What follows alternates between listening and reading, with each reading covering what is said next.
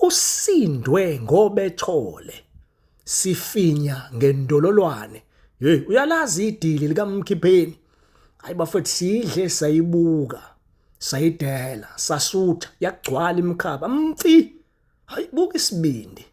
Mnandi kanjani? Kade yaqala ukuba mnandi inyama la ekhaya kudala.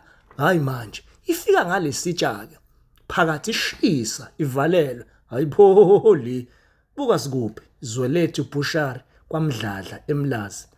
Uma uyikhipha la uyifaka esithebeni, qobuqobudle lapho ikulindele iyashisa. Kamnandi kanjani?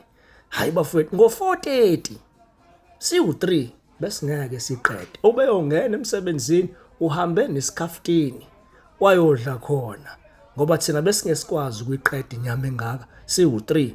Hayi bafethu, inyama kaMdladla, hayi ngivumile bafowethu, shatini, hayi yonke into. Vorse ngathi ungatholela babayo ke ivorse, abanye balela abantu badla.